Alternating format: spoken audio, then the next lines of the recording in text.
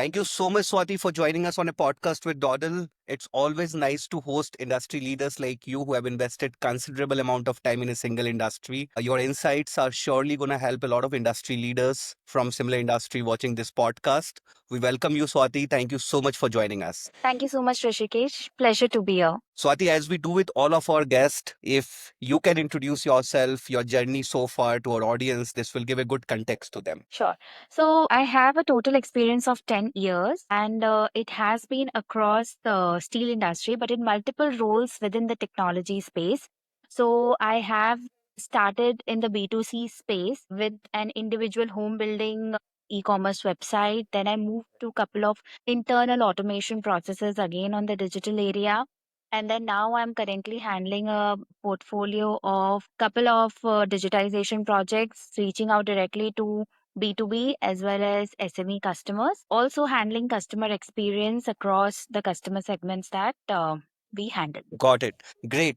Thank you so much, Swati. Now, I will very quickly, kind of try to pick up your mind on a few business challenges that the industry faces. And the first amongst them is expanding e-commerce in a traditionally offline industry like that of yours. So, in many industries, sales have long been dominated by distribution-driven offline channels with very limited price transparency and slow order fulfillment. How can e-commerce platform or self-service portals or digital dealer network make ordering easier, improve transparency, and open access to customer segments? Okay. So a very good question, Rishikesh. Thank you. So basically in industries which are largely driven through traditional way of operations, where e-commerce or digitization plays a key role is reaching out to those customer segments who largely felt underserved, who maybe were away from the catchment area or the requirements were very small, segregated, that the large companies like us could never have an overall view. So reaching out to those customer segments is one where, e-commerce plays a big role. Second is when you work in multiple tiered distribution network, it becomes very possible to get a clear understanding of the buying pattern of, the consumption of the end user. And that is where when you understand and reach out to those customer segments through giving a direct line of access to them, it becomes more clear for the company on what they want and how we need to tweak in our products and services to reach out to them better, what their needs are, how we can bring all of them to a common platform. So that is the second way where I feel, e-commerce and digitization does wonders in tiered channel networks. And the third, as you rightly pointed out, is transparency. So when in tiers, it becomes very important that the commercial segment or the commercial process, or say, for example, the availability of the product, like these are never visible to the end consumer.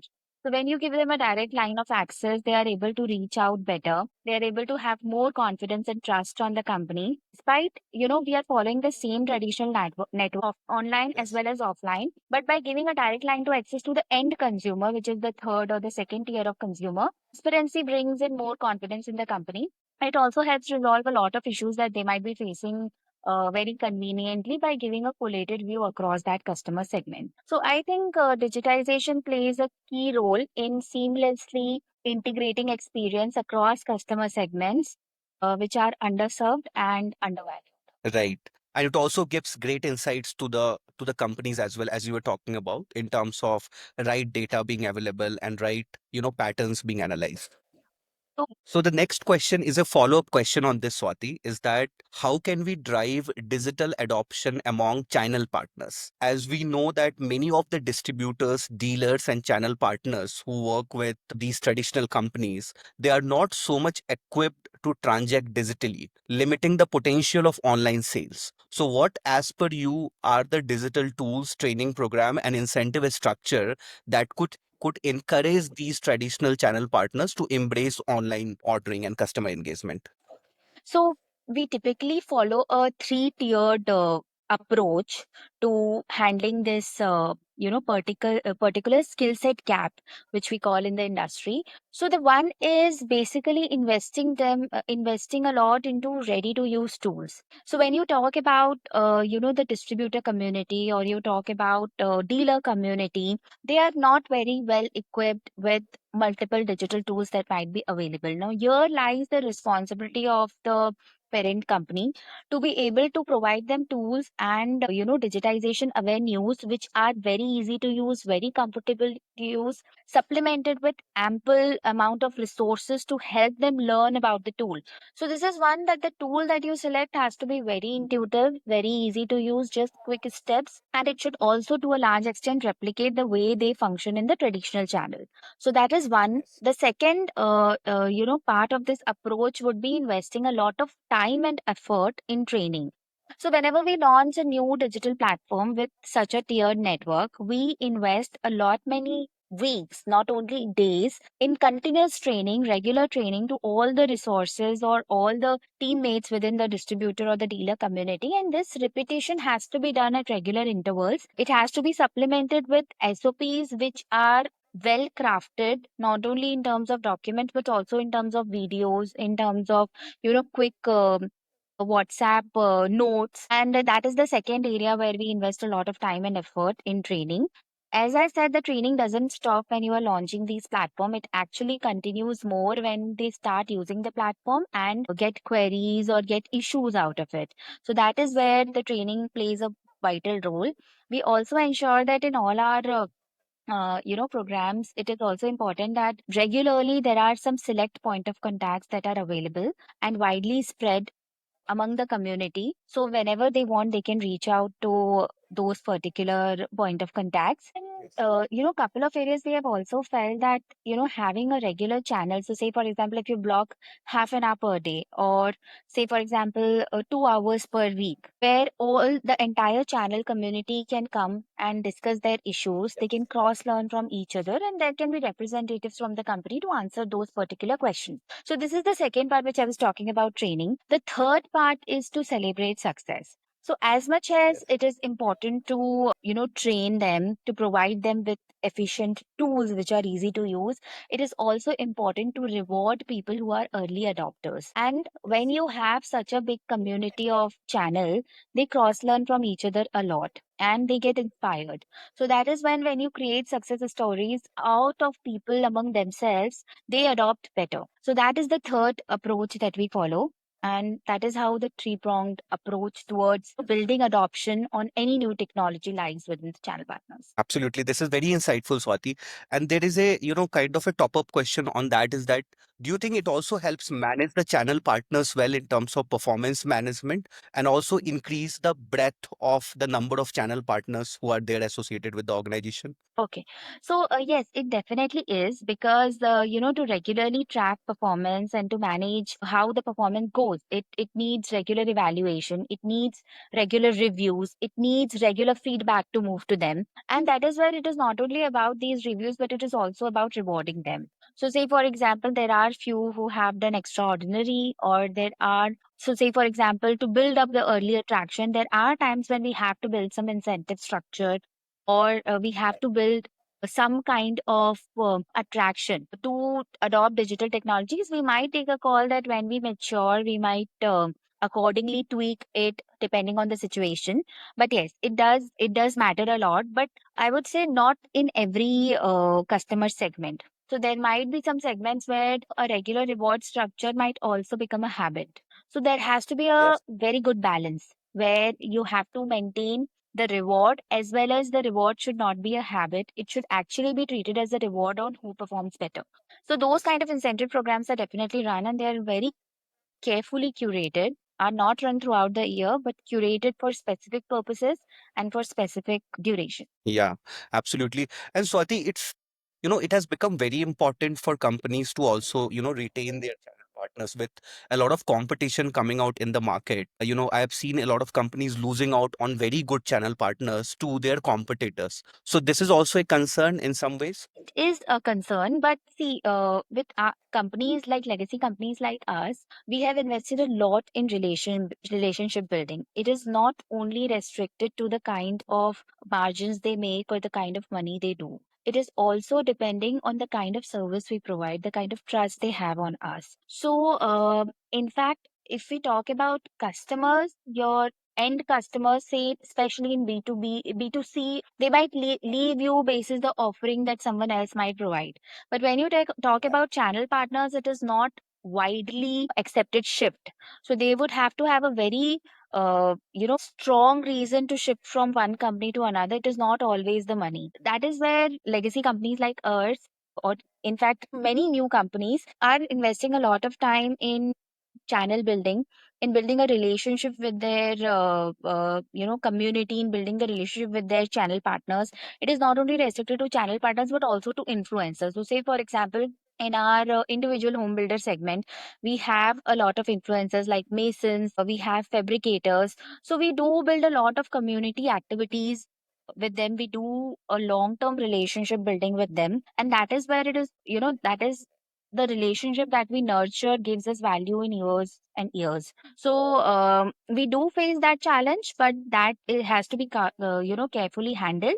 And I'm sure with a lot of investment in relationship, companies can definitely overcome this. It is product of time and effort that you put into the relationship. Yeah, absolutely. And legacy companies like yours are kind of a role model for a lot of, newer companies who are building up in this space. The way you guys have built up the trust in the last, 100 years or so is an inspiration for a lot of companies all across the globe.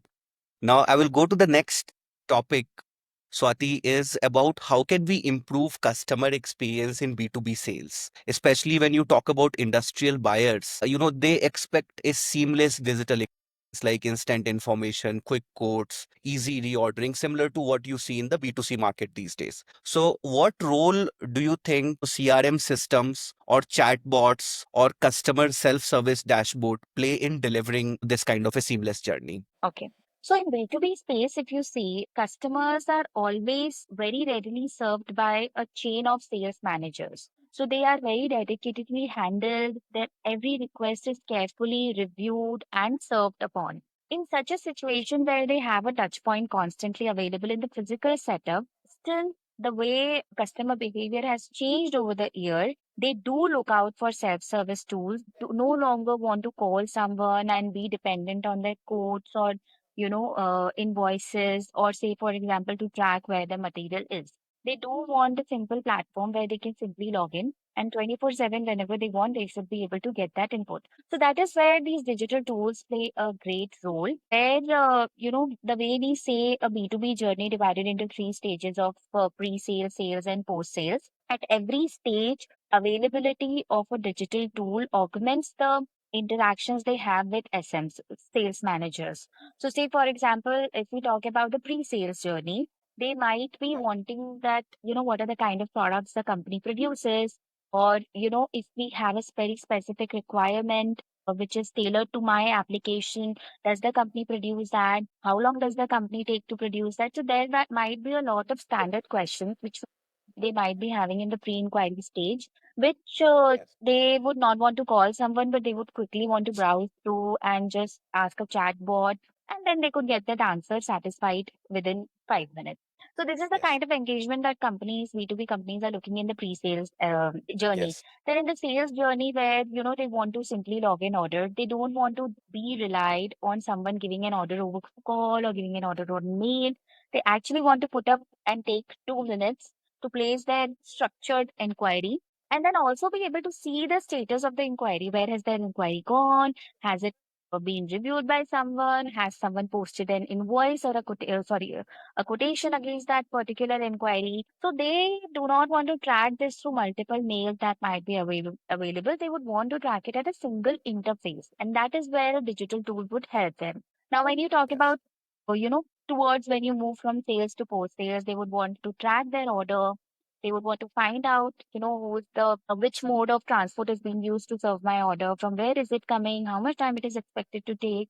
So all those details, they might have to do some 10 calls to a sales manager for the duration of those 7 days till the order is in dispatch.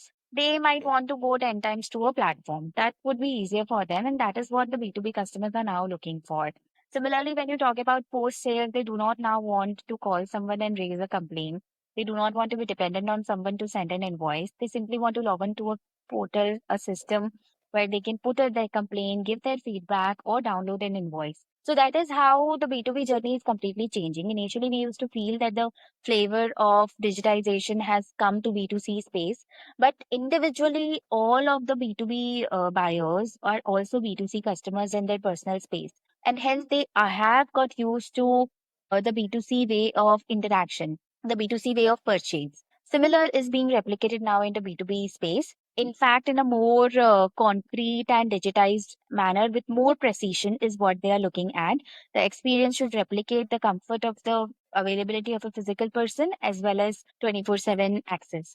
So that is what B2B customers are now looking through digitization. Thank you so much, Swati, for taking us through this journey. I think this is very insightful. And now I will go to a topic which is very close to you, is that the use of data and analytics, especially while driving marketing, ROI. Especially if you see in the B2B industrial setting, linking marketing investments directly with sales outcomes can be very difficult.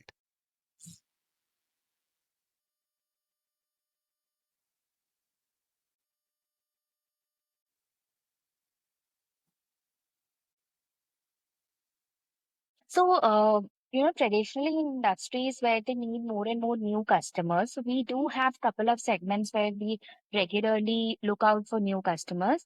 There, a different kind of analytics plays into picture.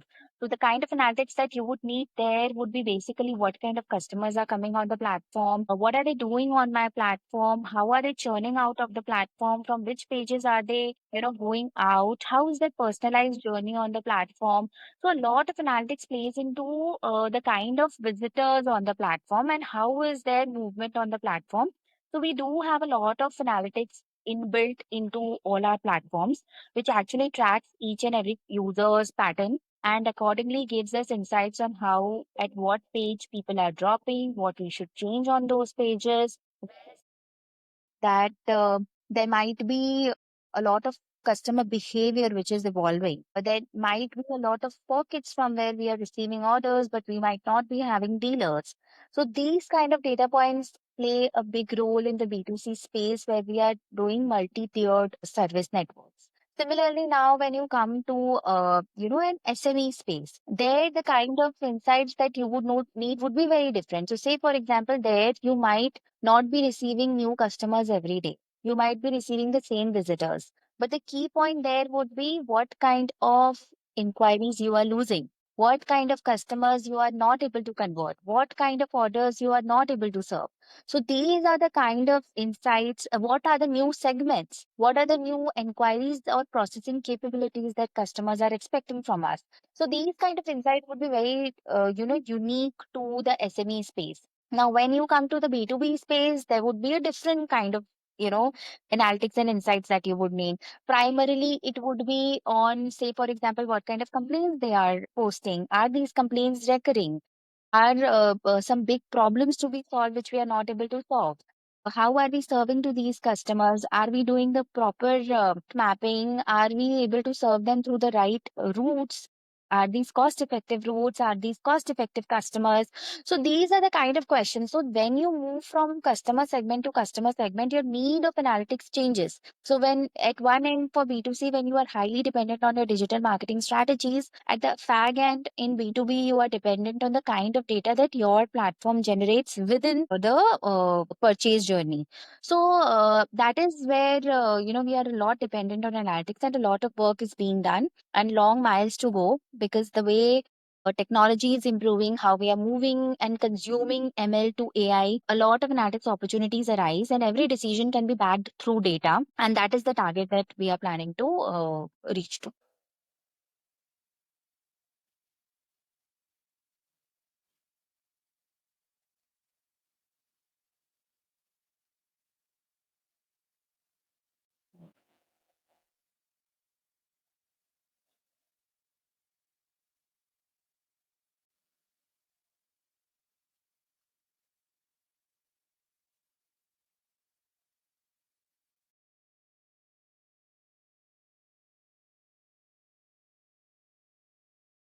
So, working in silos largely depend on the businesses where we do have a very strong or a very long, I would say, a very long conversion cycle.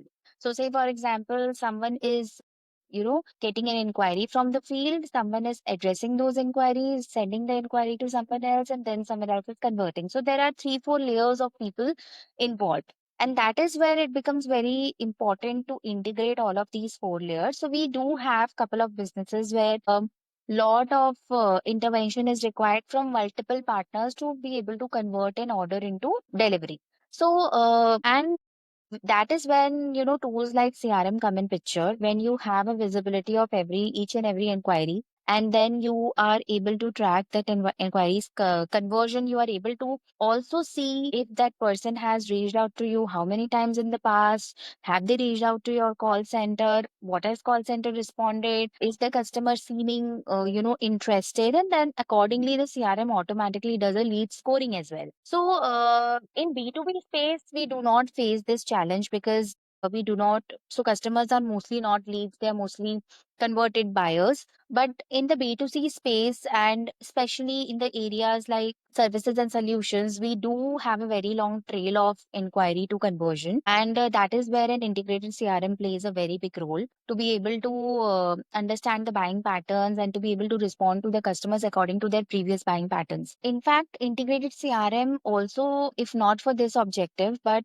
say for example, in repeat buying also plays a very crucial role because our customer buying patterns with long term customers also change on event to event basis, or say for example with change in policies, change in pricing, their buying patterns also change. So it is very much important to find out how this has changed, what factors have impacted them, and what are the prediction areas that we can use to be able to leverage that customer better or serve that customer better. So that is where an integrated CRM plays a very strong role to provide that consistent experience across repeat purchases of that customer. And in B2C, I would say it leads to better conversion rates because that is when you are able to trace a particular inquiry and lead that inquiry to conversion.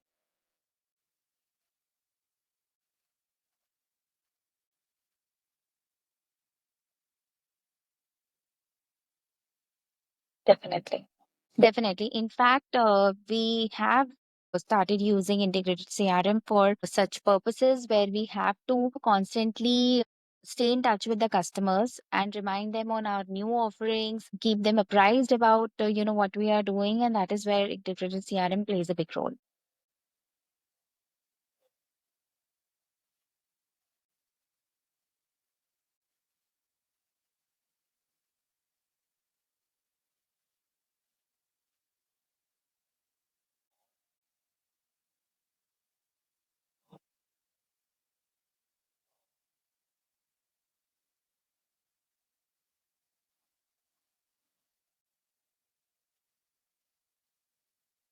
Definitely. In fact, not only newer markets, but it also about newer customer segments, as you earlier said. So we would never be able to reach out to those customers or places easily.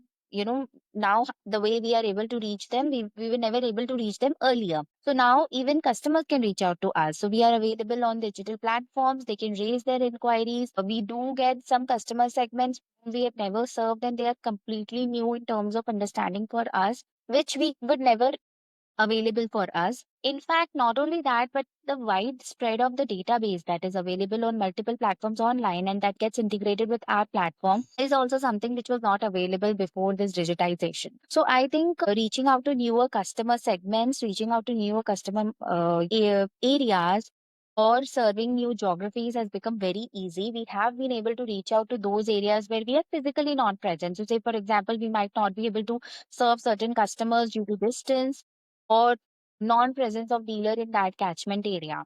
But now we are able to do that because of availability or visibility online. And that is where even we are able to reach out through digital marketing technique to new customers. And they are also able to reach out through visibility. So that is a win-win for both the companies and the customers in nutshell. And reaching out to newer geographies or newer customer segments has not been easier before. So it's very comfortable now.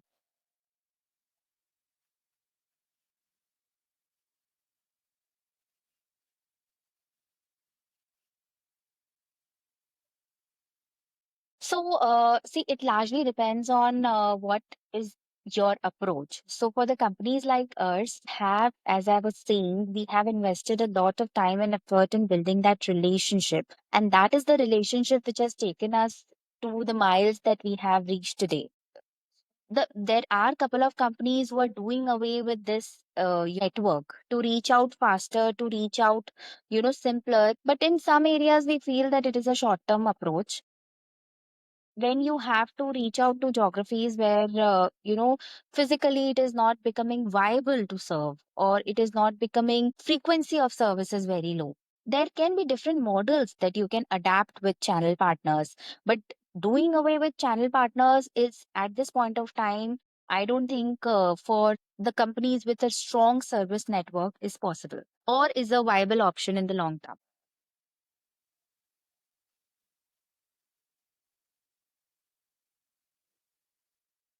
Absolutely, they do. In fact, they do a lot of brand building activities. So, say for example, we cannot be completely relying on digital media, right? For because today, whatever we say with digitization, one thing that has also happened is over stimulation through over information, right? And everyone is being bombarded with 10 ads per screen time. So that has become very difficult for people to actually pick up the right product or the right brand to go ahead with. That is when some a physical touch, a visibility of couple of branding elements offline plays a big role, because they register what you have seen digital, and finally it gets converted through that space. Vis-a-vis, there would be some ads which we always know are sponsored, and you would be able to see through some paid medium. It gives low confidence that I'm seeing this up in the list because they have paid for this particular position. So now, with more awareness, customers are getting to know about this, and it is no more a game on who becomes visible at the top on digital media. It is also supplemented with what you do in the physical network and how you communicate, serve, and are passionate about driving customer experience. So that is where now mingling of physical and the digital network is what we call FIGITAL, is the key to success for most of the companies.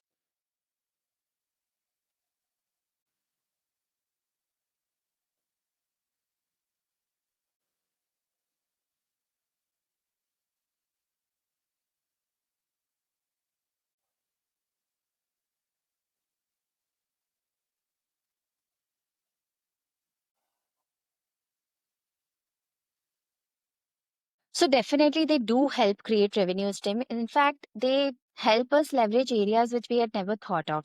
They help us serve customer pain points which we had never been able to serve through. So say for example, as simple as financing options, right? So a lot of companies are now supplementing their platform not only with the purchase, but also supplementing it with ample of financing options to be to equip their customers to buy their products. So this is something which was not existing couple of years back, and it is practically very difficult to execute in the physical step. I would not say it is not possible, but it is difficult to execute.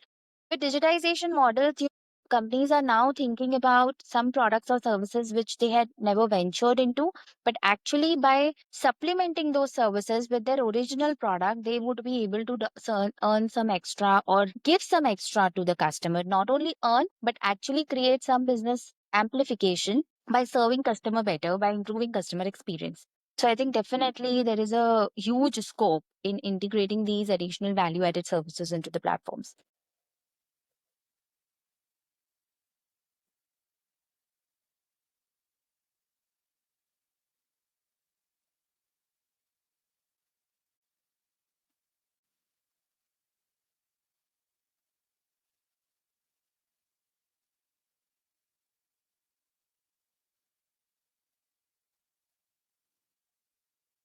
Thank you so much, Rishikesh. It was a pleasure to be here. I hope it stays useful for many people who watch this. Thank you. Thank you for having me.